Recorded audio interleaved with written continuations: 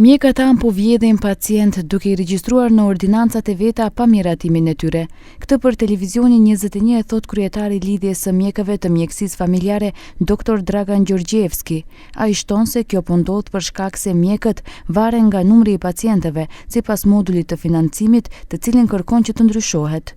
Gjorgjevski thot se për mjekët AM duhet të ketë pagesa fikse të garantuara, përqindje të kapitacionit dhe paketë të shërbimeve për të tejkaluar këtë barierë. Бидејќи во моментот се соочуваме дека се крадат пациенти.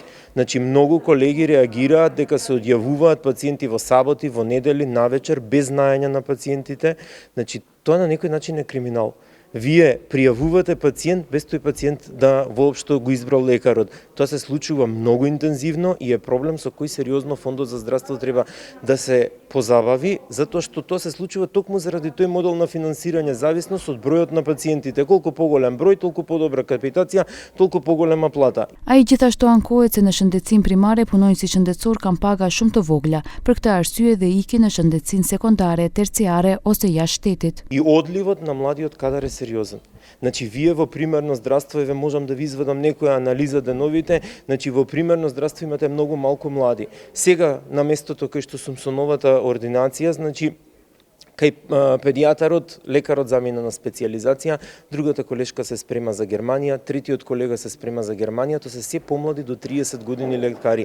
Ministri I Shëndetësisë tha se me Organizatën Botërore të Shëndetësisë e ka në fokus shëndetësinë primare dhe se po punohet për të ridefinuar shërbimet e tyre shëndetësore dhe kompetencat. E pavarësisht të dhënave nga Oda e mjekëve se 500 mjekë në vend nuk I kanë rinovuar licencat e punës brenda një viti, Aliu thot se kjo është dezinformat dhe se nuk ka të bëjë me ikjen e mjekëve jashtë shtetit. Та бројка е далеку помало од 500.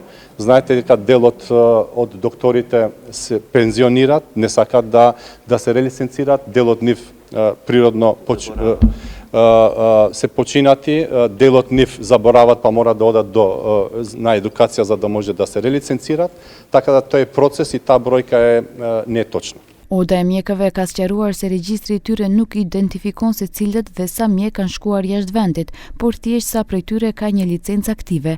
Nëse në fund të vitit 2024 numri I licencave aktive ishte 9777, këtë fund vit numri I licencave aktive është 9253 apo rreth 500 më pak.